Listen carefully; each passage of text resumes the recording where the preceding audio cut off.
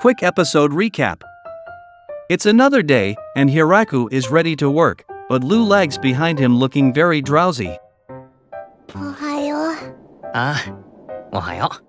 Her presence has helped him around in various ways, and he appreciates her. First, she used light magic to brighten up the toilet hut.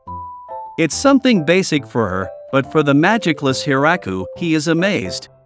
And after that, at one point, she tastes his cooking and notes the bland flavor.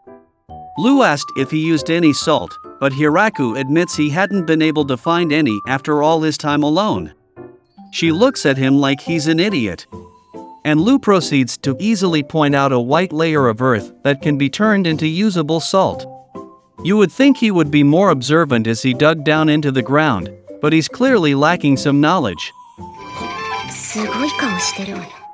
As his new wife, I'm sure she's also been helping him with his nightly activities, which could be a reason for her fatigue.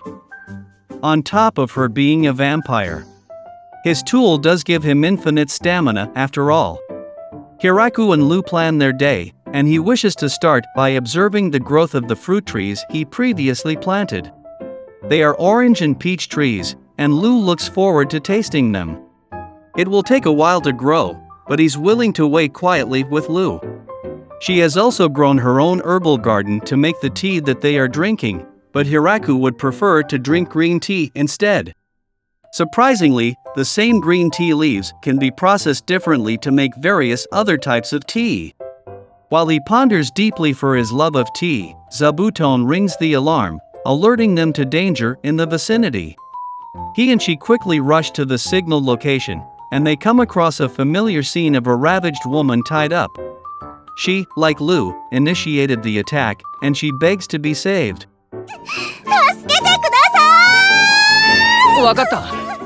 Lu, however, seems to find her familiar. Immediately after Hiraku helps her out, she uses magic to heal herself, and Hiraku gets to witness how awesome it looks. Definitely focused on the magic. She reveals that she's been looking for Lu, as Lu quietly tries to leave before being discovered.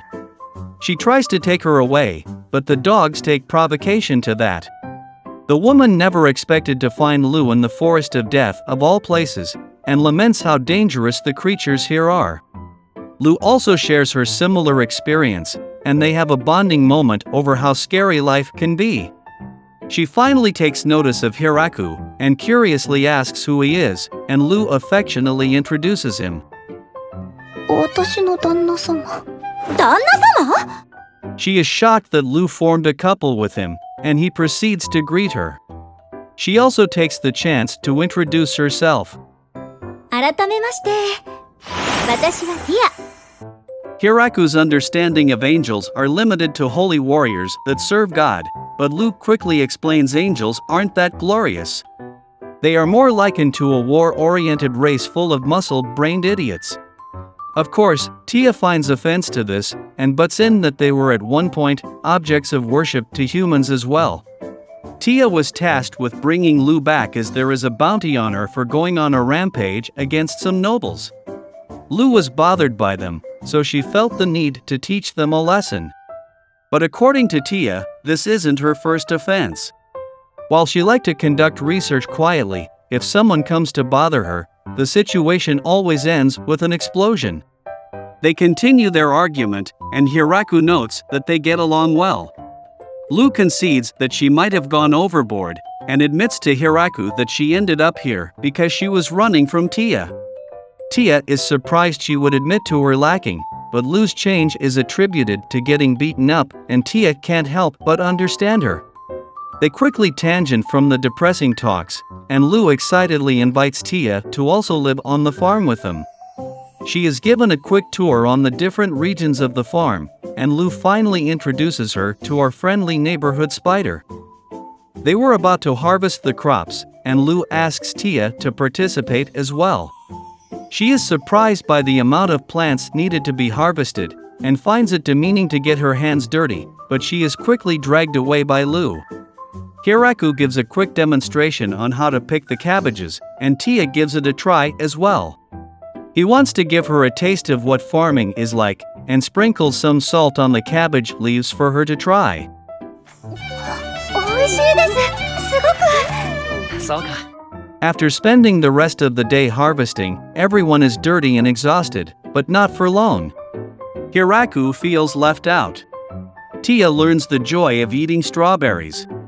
She's enjoyed the day, and now that it's late at night, Lu is now more than ever insistent that she stay with them. 私一人じゃ体が持たないのよ。はい。 Second harem member acquired.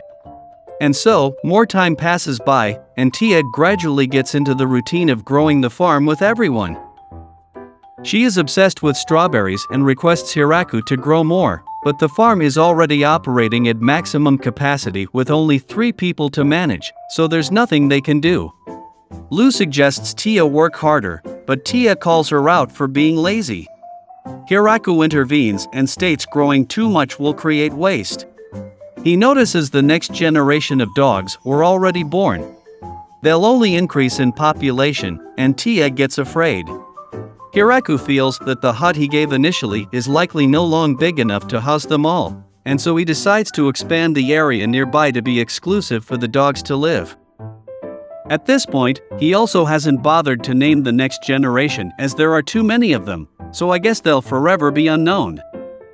As for Zabuton's children, they created parachutes and sail away with the wind to start the next journey of their lives. He was planning to let them live in the orchard and is saddened, but not all of them have left.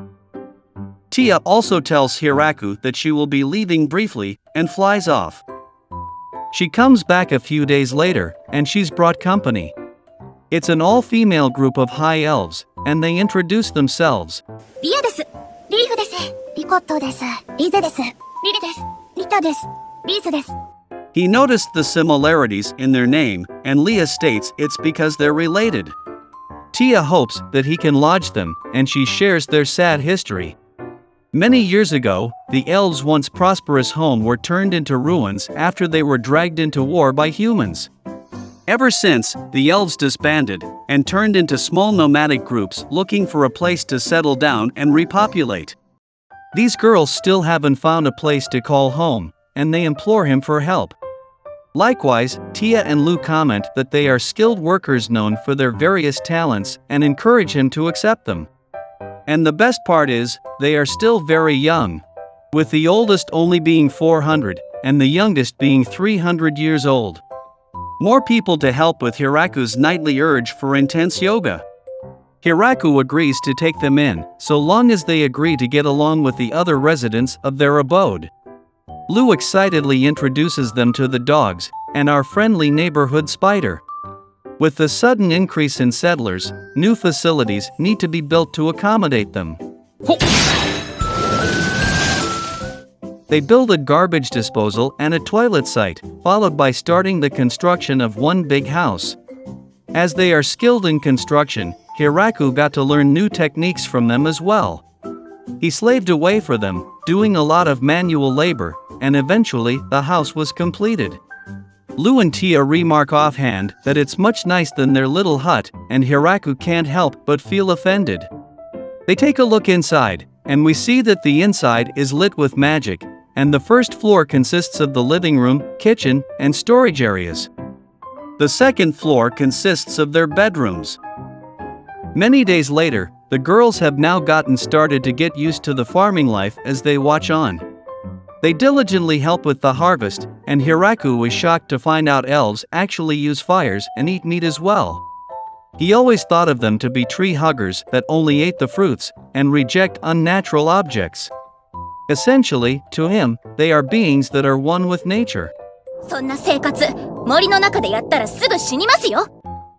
To further contribute to the community, Leah offers to provide mining and blacksmithing services as well, and Hiraku further gets his initial preconceptions on races debunked. They demonstrate their skills by creating a furnace to metalwork and making pans for their use. Hiraku is in awe of their skill set, and it arouses the happiness of the elves around him. But Leah makes a confession. できなかったことといえば、定住と繁殖くらいですかね。 Luckily, Hiraku was there to fill the holes. While everyone was harvesting, Leah comes over to ask about the wheat field she saw nearby. Hiraku already processed it into flour, but the elves wish to use it to make bread, and he immediately gets excited. The jar she held likely contained yeast, and it helped the dough rise, allowing the baked bread to become fluffy and crisp to everyone's liking. これ美味しいわね。 With yeast at their disposal, he plans to expand the wheat fields, but then realizes he hasn't confirmed if the land belongs to anyone. Technically, it has no owner, but according to Lu, the forest is part of the Demon Lord's territory. Hiraku worries that the Demon Lord would find trouble with him, but Lu reassures him. ここを作ったのがあなたなら、ここはあなたの領地よ。 Progress update. Later at night, Tia, Lu, and Leah gossip about how special Hiraku is. He not only tamed the inferno wolves, but also a demon spider as well. Leah is amazed at how he managed to grow such lush produce within the forest, but they brush it off as him having a green thumb. More importantly, they are surprised at how ignorant Hiraku is about the world, and Leah quickly brings up the previous misconception he had about elves. He didn't know much about the well-known angels either. 世情に疎いのを通り越してますね。そうね。 Meanwhile, in his workshop, Hiraku plans to start the waterway project he held off on previously.